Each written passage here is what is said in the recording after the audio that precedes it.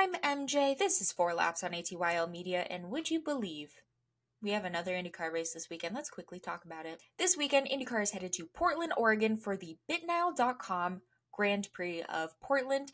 Yes, the BitNile.com that is currently being sued by one of the IndyCar teams, but I'm sure that's totally normal and chill and not going to be awkward or anything for anybody. As always, let's do some quick little track facts. This is a 1.964 mile track. We are going to have 110 laps for a total of 216.04 total miles. Now, this is going to be a significantly flatter track than what we saw a week ago at Laguna Seca. There are going to be no 6-story corkscrew drops the way we saw at Laguna Seca. Instead, we are going to have the novelty of turn 1, which is a crazy place to have some chaos, but might as well start the race off with a little chaos, get it started on the right foot. Now I'll insert a picture of what turn 1 looks like, but as you can see, there are very obvious reasons that we see quite a bit of calamity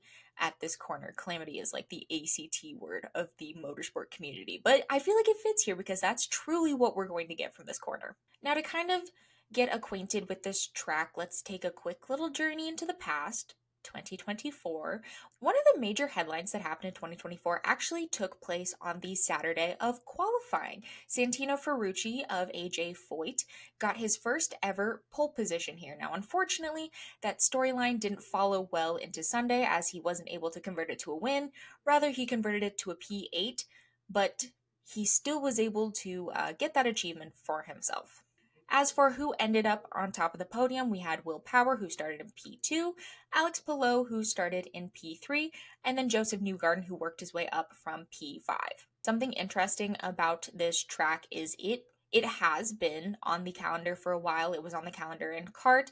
It was also on the calendar in the Champ Car Series. However, it did take quite a long hiatus before returning in 2018. So we don't have that many current drivers who have previously won here. In fact, we only have 3. Those winners are going to include Will Power, who has won here twice, once in 2019 and once in 2022. Alex Palou, who has also won here twice, once from pole in 2021 and then once again in 2023. And then our final winner is Scotty Mack, who won here from pole in 2022. Another interesting little thing I discovered while doing research on this track is that looking at the qualifying lineup, it's kind of hard to predict where those midfield runners are going to end up at the end of the race. It's very rare, I would say, to have people end up close to their starting position on Sunday, which I think that just goes to show how much calamity happens at this course. I really hate the word calamity. I think the more I say it, the more I hate it. Obviously, I would keep an eye out on the 3 previous winners.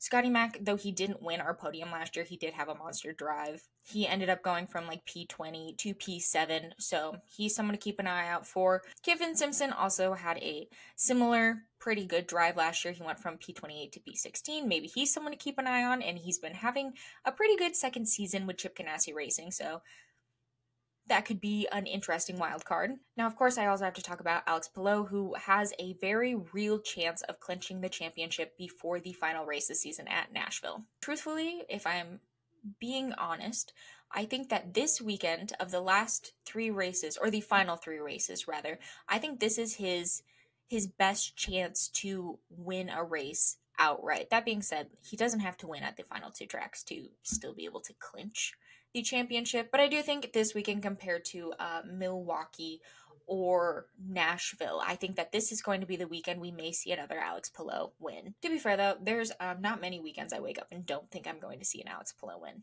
Even when it's just an F1 weekend, I'm still like, yeah, Alex Palou could probably win this. Like NASCAR at Daytona, I don't know. Alex Palou could probably win it, probably. Put him in a car. But I'd love to hear what you think. Who do you think is going to win this weekend? Do you think we're going to have a new winner at Portland? Do you think we're going to have a new winner on the season? Do you think Alex Palou is probably going to sweep the last 3 races?